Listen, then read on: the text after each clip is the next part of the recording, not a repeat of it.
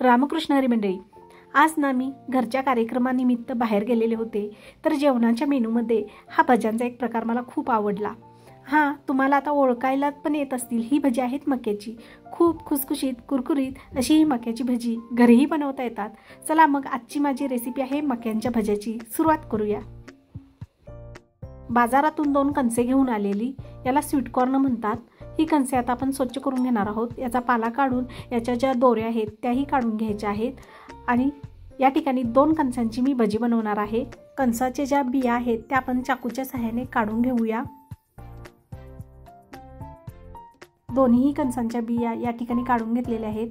आता एका बाउलमध्ये ह्या मक्याच्या बिया काढून घेऊया. यामध्ये चवीनुसार मीठ घालूया आणि 1 चमचा या ठिकाणी लाल तिखट घालायचा आहे. अर्धा चमचा ओवा या ठिकाणी घालायचा आहे. थोडीशी कोथिंबीर घालून घेऊया.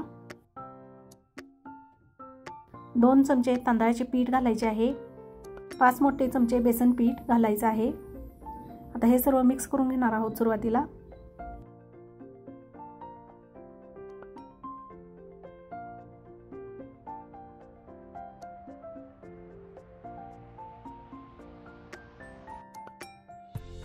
2 चमचे पाणी या ठिकाणी आपल्याला यामध्ये घालायचं आहे आणि याचं भज्याच्या बॅटरप्रमाणे बॅटर तयार करून घ्यायचं आहे. जास्त पातळ करायचं नाही. या ठिकाणी थोडंसं घटसरच या ठिकाणी बॅटर तयार करायचं आहे. सुरुवातीला पाणी घालताना तुम्ही 2-2 चमचेच पाणी घाला. मक्याच्या भज्याचं पीठ या ठिकाणी तयार झालेलं आहे. कढईतील तेल गरम झालेलं आहे. यामध्ये आता भजी सोडूया. मंद आचेवर ही भजी आपल्याला तळून घ्यायची आहेत.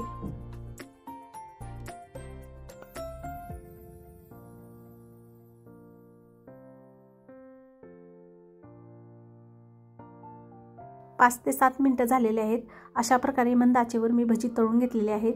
अगदी कुरकुरीत या ठिकाणी भजी आपली तयार झालेली आहेत. काढून घेऊया डिशमध्ये. माझी ही रेसिपी आवडली असेल तर लाईक, शेअर आणि सबस्क्राईब करायला विसरू नका. परत भेटूया नवीन रेसिपी बरोबर. तोपर्यंत रामकृष्ण हरी. धन्यवाद.